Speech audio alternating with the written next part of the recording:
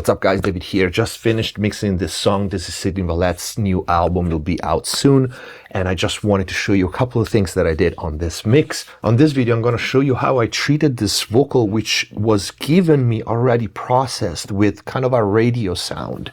But it was a little bit harsh. It needed some processing on the track itself to make it fit in the mix and also some effects, but that's more style choices that I made for the mix. So this vocal comes in a bridge and it sounds like this. Can't you see what's going on? And we go from that to this. Can't you see what's going on? With the effects. We're now just too scared. We'd fall on and on. Let's take a look at the processing, shall we? So first thing is console 1. On this one, I have a little bit of gate because it was a little bit dirty. I have a low cut at 86, a high cut at 18. I'm using the Mother preamp, which adds a little bit of distortion, which I really like. There's no EQ other than the filters, and then I'm using the 4K compressor. No additional distortion because it's already kind of distorted because of the radio sound. And this makes a little difference, mostly contains the dynamic a little and the bandwidth. Can't you see what's going on?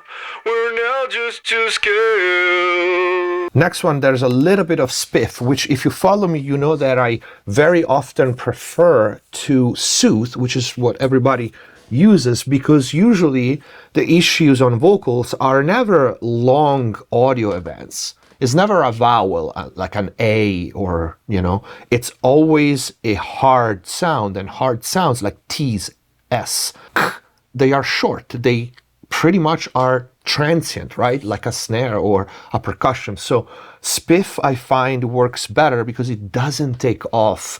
There's not that veil on the vowels on the long audio events, but it just smooths out the transient part, so the hard consonant. So this is without. Can't you see? With it.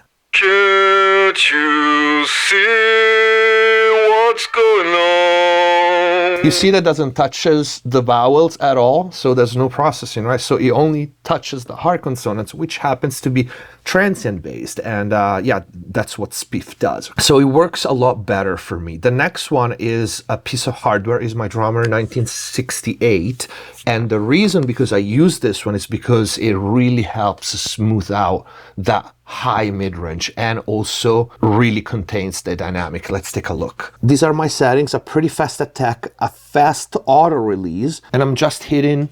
Can't you see what's going on? All right, about 3 dB of compression, so this is without it. Can't you see what's going on?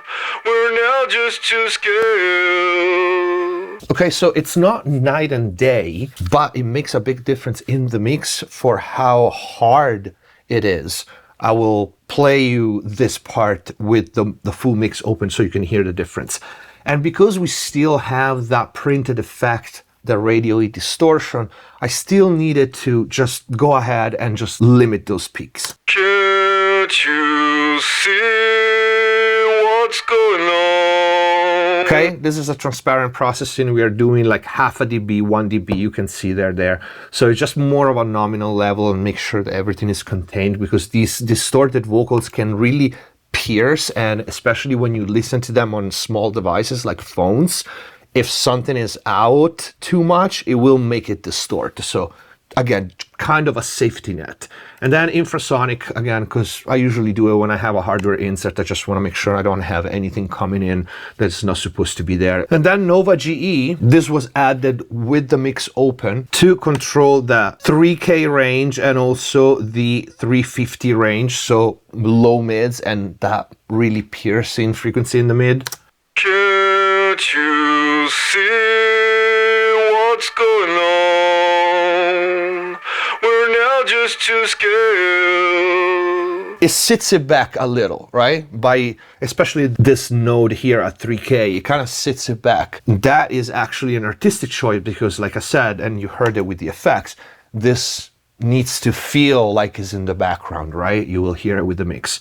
As for the effect, we send it to a black hole. So this is how it sounds. Can't you see what's going on? Okay, and then we have a delay on it, which is a 1/4 and an 1/8 dotted. Can't you see what's going on? And the two effects together create the soundscape for this vocal on the bridge. This is how it sounds. Can't you see what's going on? And this is how it sounds in the mix.